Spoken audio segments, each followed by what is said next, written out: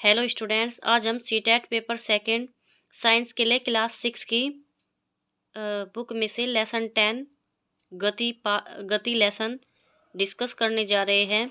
देखिए, सबसे पहले गति के प्रकार है। इसमें सबसे पहली गति है सरल रेखीय गति।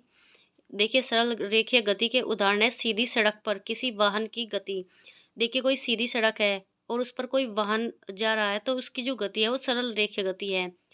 किसी परेड में सिपाहियों के मार्च पास्ट की गति या किसी गिरते हुए पत्थर की गति, इसको हम सरल रेखीय गति कहते हैं। देखिए, वर्तुल गति। वर्तुल गति का क्या उदाहरण है? देखिए, एक पत्थर लीजिए, इसमें एक धागा बांध दीजिए तथा अपने हाथ से इसे तेजी से घुमाइए। पत्थर की गति को ध्यान से देखिए।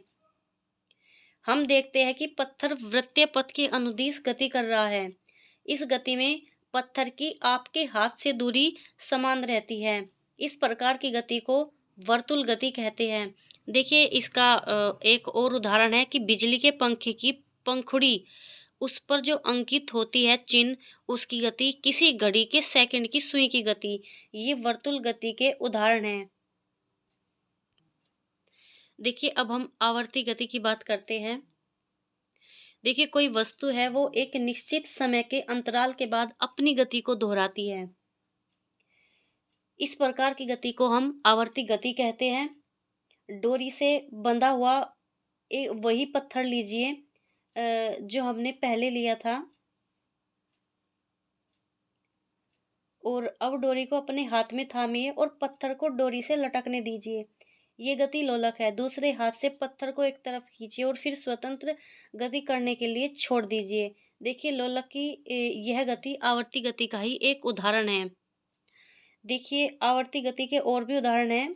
वृक्ष की शाखाओं का इधर उधर लहराना, झूला झूलते बच्चे की गति, बजते समय ढोलों या जो तबले होते हैं उनकी जो झिल्ली होती है उसकी गति, ये सभी आवर्ती गति के उदाहरण हैं जिनमें वस्तुएं एक निश्चित समय अंतराल के बाद अपनी गति को दोहराती हैं। देखिए, अब हम घूर्णन गति की बात करते हैं। देखिए, जो गेंद है वो किसी फर्श पर लुढ़कती है और घूर्णन गति करती हुई आगे की ओर गति करती है। इस प्रकार गेंद सरल रेखीय गति के साथ साथ घूर्णन गति भी करती है। देखिए, इसमें जो इस लेसन में जो इम्पोर्टेंट थे वो मैं डिस्कस कर चुकी हूँ। इसमें सरल रेखीय गति, वर्तुल गति, आवर्ती गति और घूर्णन गति। देखिए, एग्जाम में इनके जो एग्जाम्पल है, उदाहरण है, वो पूछे जाते हैं, इसलिए मैंने इन सब के उदाहरण बताए हैं और ये लेसन कंप्लीट हुआ। Thank you.